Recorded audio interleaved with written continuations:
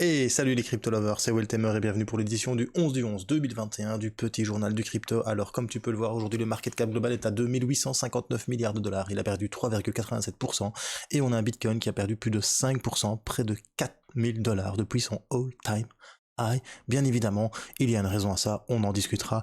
Juste après, on a Ethereum qui perd 1,50%, qui limite la casse, et grâce à lui, ça limite la casse chez les altcoins, même si Binance perd 2,70%, Solana repasse devant Cardano, la petite étoile de mon cœur, avec seulement une perte de 1,78%. Par contre, Cardano essuie quand même une lourde perte de 7,32% à 2,10$ et Solana 239 dollars. On a le petit Ripple de Jean-Pierre Riffard qui perd aussi 7,68% à 1,22$, le petit Polkadot de Magicware qui perd quand même 6,51$, le Dogecoin perd 2,33% et l'USD Coin ferme la marche, et comme tu peux le voir, le Shiba Inu repart de plus belle. Que va-t-il se passer? On va en discuter tout à l'heure lors de la petite news. Alors on va regarder le top gagneur du jour. Nous avons le Mina qui fait 37,11%, le Oh My God Network qui fait 13,56%, et le Cadna qui continue de pumper. C'est mon ami Reed qui doit être content. Voilà, c'est tout pour la market review. Si t'es nouveau sur la chaîne, n'hésite pas à t'abonner et actionner la petite cloche de notification pour ne rater aucun petit journal du crypto. J'en fais un chaque jour, j'analyse des nouvelles et je fais des analyses techniques de différentes crypto-monnaies. Tu peux aussi nous rejoindre sur Twitter, on est 9902, on est bientôt aux 10 000 abonnés, c'est @culturecryptofr. Bien évidemment, tu as tous les liens de tous les autres réseaux sociaux, dont la nouvelle chaîne Twitch pour faire les lives, qui sont en description. Alors je peux l'annoncer, cette semaine, dimanche, je reçois Captain Crypto en live à 21h sur la chaîne Twitch. Allez, c'est parti. Générique.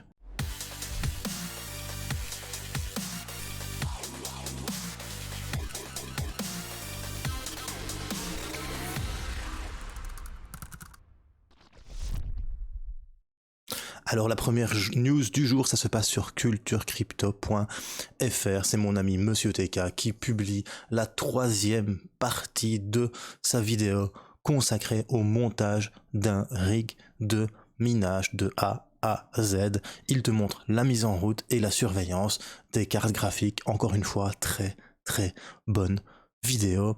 C'est une série de 3 vidéos. Tu as la première, présentation et montage, tu as la deuxième, installation et configuration, et il vient de publier la 3e, mise en route et surveillance. Je te conseille vraiment cette vidéo. Il a mis les petits plats dans les grands. Je te conseille vraiment cette série de vidéos, si tu veux apprendre à monter un rig de minage et comment l'optimiser avec l'overclocking et tout le reste, tu regardes ces vidéos parce que franchement ça te défonce. Ça se passe sur culturecrypto.fr. Après ça, bien évidemment, on apprend que le Dogecoin Killer, notre Shiba Inu, va bientôt être répertorié sur l'application de la première licorne crypto en Inde, c'est-à-dire CoinDCX. Ils ont annoncé que le Shiba Inu serait disponible sur son application au plus tard cette semaine. Donc vendredi, l'échange de crypto-monnaies CoinDCX annonce que ça va être quand même très très bon, et que bien évidemment il demande de l'aide à la Shiba Army pour propager cette nouvelle. Maintenant, au moment où j'en parle, on voit qu'il n'y a pas tant que ça de personnes qui ont partagé, mais bon voilà, en Inde ils sont quand même plus de 1,7 milliard de personnes, et il y a énormément de personnes qui tradent les crypto-monnaies, donc je pense vraiment que ça peut être très très très bénéfique pour le prix du Shiba Inu. En août, CoinDCX est devenue la toute première société crypto-monnaie en Inde à atteindre le statut de licorne après avoir levé plus de 90 millions de dollars lors d'un tour de table mené par B Capital, un fonds de capital à risque créé par le cofondateur de Facebook, Edward Severin. Donc c'est vraiment quelque chose de très très très hypé. Et alors le Shiba Inu plus la Shiba Army plus l'Inde, je pense que ça peut faire très mal. Encore une fois, n'oublie pas, moi je te dis pas d'acheter, je te dis juste ce qui se passe dans l'actualité. Après ça, on apprend que le protocole de identification DID décentralisé de Polkadot, le Kilt, est désormais entièrement décentralisé. Donc ils ont finalement supprimé le dernier module de centralisation. La gouvernance est entre les mains de la communauté, et ça c'est juste magnifique. Le protocole Kilt, c'est un véhicule de vérification d'identité décentralisé qui exploite les instruments de Kusama et de Polkadot. Et enfin, ça devient décentralisé, géré par la propre communauté. Conclusion, tu vois, des protocoles d'identification décentralisés, ça existe et franchement, c'est du lourd.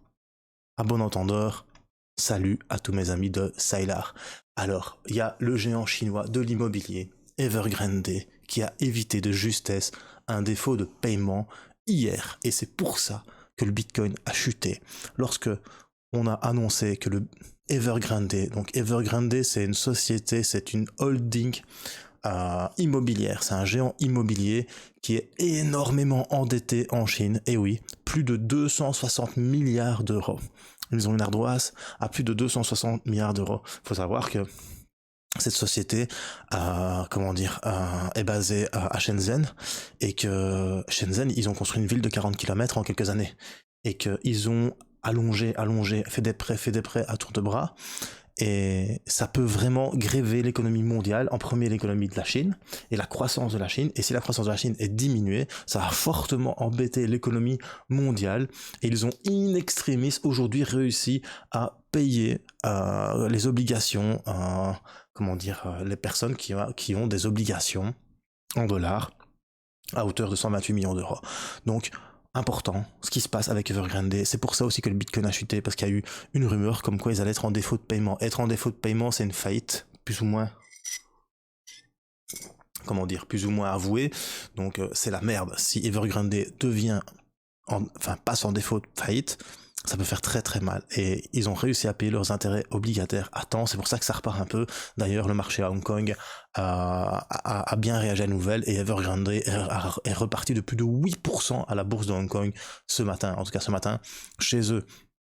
Donc c'est une des raisons pour lesquelles Bitcoin a chuté. On peut voir. En fait, il y a deux raisons pourquoi le Bitcoin a pumpé et pourquoi le Bitcoin a chuté. En fait, le Bitcoin... attendez, là je me trompe, voilà. Le Bitcoin, il a pumpé ici lors de l'annonce d'une inflation record qu'on n'avait pas vue depuis plus de 30 ans. Je vous en ai parlé hier. Depuis de 6,2 points sur l'indice comme de vie aux États-Unis, du coût de la vie aux États-Unis, 6,2% d'inflation. Du coup, le Bitcoin a été pris comme une valeur refuge et ça a pumpé. Et puis le dump qu'on a vu hier, tout simplement, c'est vraiment au moment où on a annoncé qu'Evergrande allait être en défaut de paiement. Et du coup, c'est un peu la merde. Mais il n'y a pas que ça. Il y a aussi autre chose. Il y a le fait qu'en fait, il y avait plus de 191,2, donc 191 000 bitcoins qui assuraient les ordres ouverts en effet de levier. Donc il y avait de l'open interest qui était juste énorme. C'était juste un truc abusé. Il y avait plus de 191 000 bitcoins d'assurés en open interest, les futurs open interest, tu vois, ici. Et forcément, quand l'open interest touche le cours, généralement, ça fait mal. Et surtout, les traders qui ont les mains solides, ils ont shorté ceux qui ont des grosses sommes, ils ont chassé ceux qui avaient des gros effets de levier, et ça s'est ramassé la gueule. En plus de Evergrande, et bien voilà, ça nous a fait un Bitcoin qui a perdu plus de 5000 $ en quelques heures. Voilà, c'est tout pour les petites news. On va quand même passer à l'analyse technique du Bitcoin. On va commencer par la dominance Bitcoin. Donc on voit vraiment que cette dominance sur un jour, elle a un peu chuté, c'est même un petit peu cassé, parce qu'on voit vraiment hier, hop, ça a monté blindé. Je pensais qu'on allait venir chercher la moyenne mobile 50 périodes, mais on n'a pas réussi, bien évidemment, avec l'annonce d'Evergrande. Les gens, ils ont vendu du Bitcoin en masse parce qu'ils ont eu peur. Ça, c'est du panic sell. Est-ce que l'économie va tenir bon? Et parce que si Evergrande est en défaut de paiement, ça va toucher l'économie mondiale. C'est un petit peu la crise des subprimes aux États-Unis. Ça peut être la même chose. Donc bien évidemment, les gens ils ont eu peur. Alors, après ça on va quand même passer sur le Bitcoin, on va quand même faire une analyse technique, même si personnellement je trouve que ça ne sert à rien, mais on va le faire. Donc tu vois vraiment qu'on avait réussi à casser ici. On était venu chercher un all-time high à 69 000 et quelques, et après ça a chuté derrière, mais du coup on est peut-être en train de faire cette fameuse cup and handle, tu vois, on va prendre un peu ici, on va prendre un arc, on est peut-être en train de faire quand même, notre petit cup. Alors à côté, handle. Est-ce que ça va ressembler à ça? Peut-être, va savoir que peut-être le Bitcoin va repartir, recasser cette résistance et repartir à la hausse tout simplement. Ça pourrait être bien. Pour le moment, je vois vraiment pas de problème avec les moyennes mobiles. Ah, c'est sûr par contre que le RSI, on a ce qu'on appelle une grosse divergence, parce que tu vois que ça monte et que là ça descend. Donc il y a une grosse divergence baissière, donc la force relative d'achat diminue, tandis que le prix continue de monter, mais en fait il a stabilisé, il est même plus bas maintenant. Donc voilà, on va voir ce qui va se passer. Maintenant, si tu regardes un petit peu sur du court terme, tu peux faire ceci aussi, hop.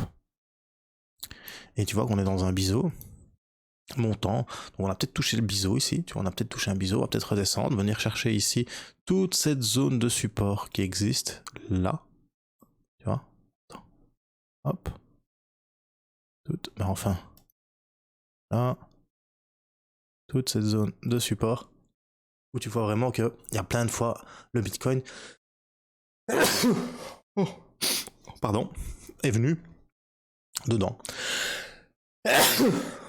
doublement pardon, et du coup, soit on va venir ici taper sur le support du biseau haussier, ou soit on va directement recasser la résistance et revenir chercher un plus haut, casser ce biseau, cette résistance du biseau, peut-être faire un plus haut à 75 000, et on verra bien ce qui va se passer. Mais franchement là c'est un peu compliqué parce que Evergrande a eu forcément un grand impact sur le cours du Bitcoin. D'ailleurs tu vois que Cardano c'est pareil, ça a été une catastrophe, on a rechuté à 1,927 $.